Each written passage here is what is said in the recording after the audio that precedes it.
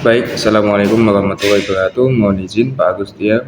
Perkenalkan, nama saya Muhammad Reza Najmul Fatah dari kelas Nautika 1 India, nomor absen 14 dalam matkul Teknologi Informatika. Di sini saya ingin menjelaskan dan mempresentasikan hasil kerja saya tentang membuat presentasi tentang Gen AI. Apa sih Gen AI itu? Mari kita simak lebih lanjut dalam presentasi kali ini.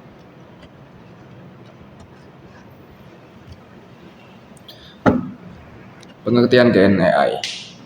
Apa itu Gen AI? Yang pertama adalah generatif AI adalah cabang dari kecerdasan buatan itu sendiri, yaitu AI.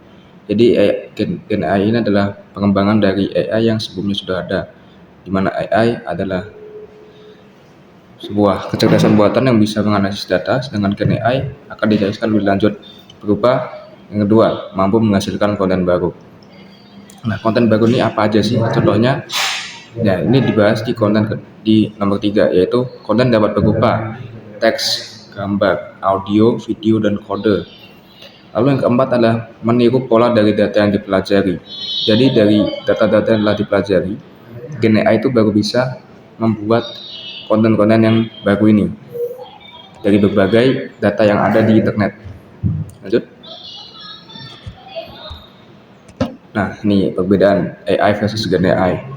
AI konvensional itu satu, menganalisis dan mengklasifikasikan data, dan yang kedua memberi keputusan berdasarkan aturan. Ini bisa kita temukan di contohnya Google Maps ya, di mana Google Maps itu menganalisis data dan memberi keputusan dengan aturan, jadi mengarahkan dengan apa yang ada, jalur yang ada misalnya, contohnya seperti itu, agar kita tidak tersesat. Nah, kalau generatif AI ini dia cenderung satu, menciptakan konten baru seperti yang dibahas pada poin sebelumnya, dan kedua lebih kreatif dan fleksibel. Ini adalah inti dari Gen AI, yaitu kreatif dan fleksibel. Tapi apa sih nanti kekurangannya? Nah, cara kerja generatif AI itu yaitu dilatih menggunakan data dalam jumlah besar. Nah, data dalam jumlah besar ini adalah data yang tersebar di seluruh internet.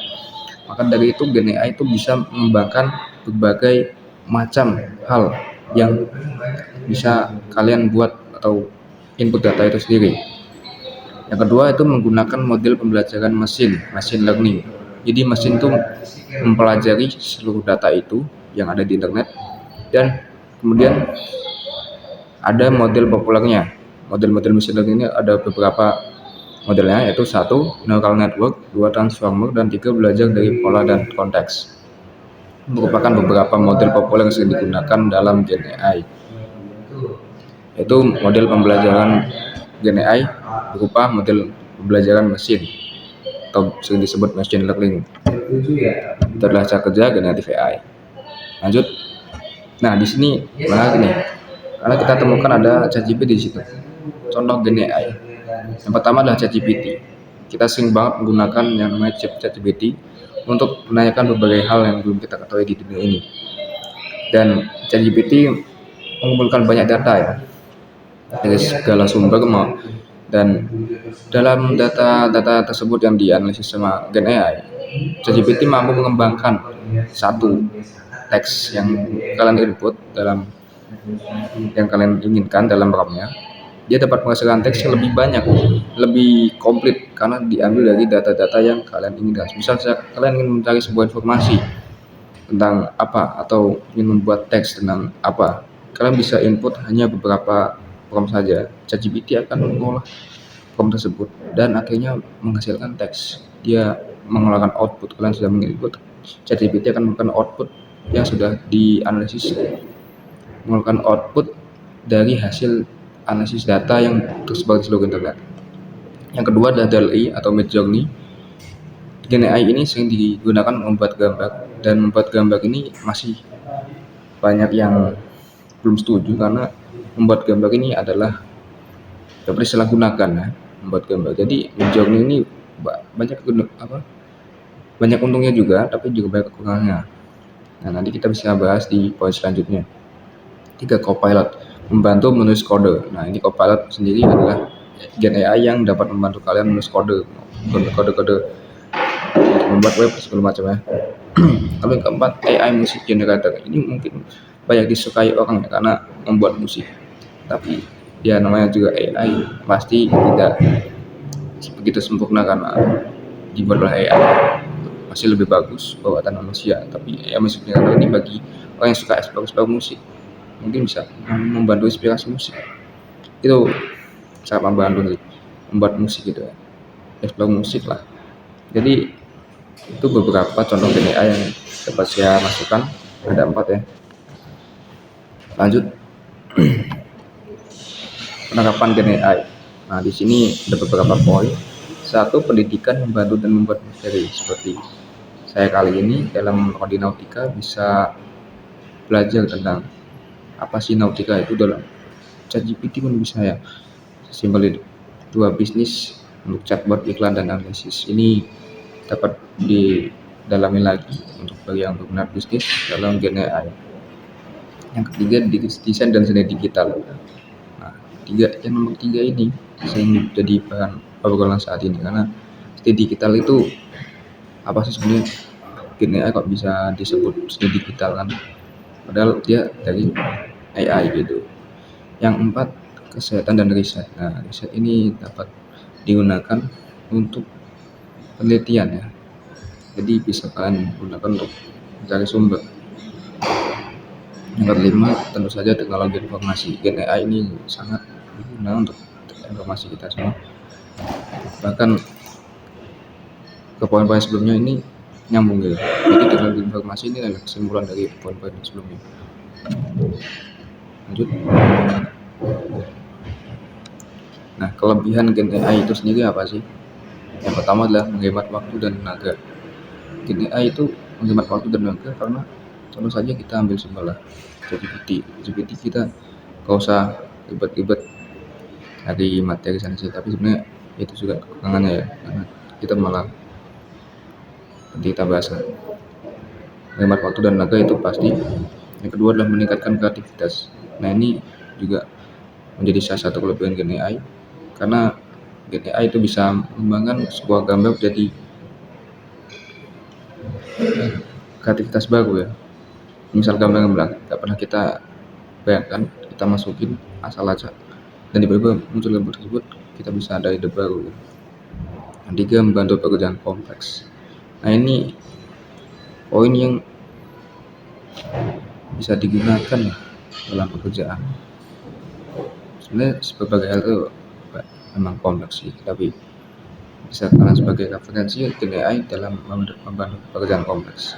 Dan yang keempat, dapat digunakan untuk pembelajaran, juga salah satu poin plus ya, karena gimana lagi AI yang bisa digunakan untuk pelajaran se-efisien Gen AI, tapi kalau kalian bisa memaksimalkannya. Lanjut. Nah, kekurangan dan resiko Gen AI itu apa sih? Yang pertama, ketergantungan yang berlebihan. Yang kedua, informasi bisa tidak akurat. Tiga, masalah hak cipta. Dan 4, potensi penyalahgunaan. Nah, yang keempat ini biasanya paling parah ya, karena sering digunakan untuk hal yang tidak baik, bahkan untuk memeras atau apapun, untuk bahkan pelecehan seksual, potensi penyalahgunaan, dan hoax juga, plagiarisme.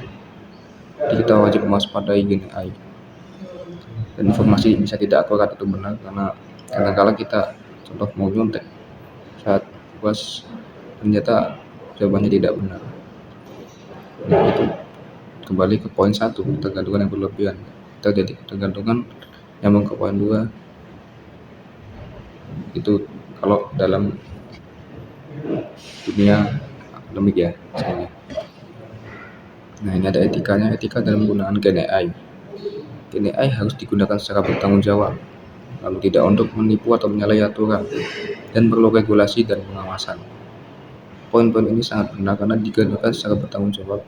Gen AI jika tidak digunakan secara bertanggung jawab, maka dapat disalahgunakan untuk hal yang bahkan sangat buruk ya, bisa untuk memeras atau pelecehan seksual dan tidak untuk menipu atau menyalahi aturan. Ini juga benar karena untuk menipu ini sangat jelas ya, bahkan saya aja saat skripsi pakai AI semua, tapi ya itu skripsi pasti kedeteksi lah, sempurna dan nggak mungkin berhasil ya. Tapi untuk menyalahkan untuk menipu itu benar sih.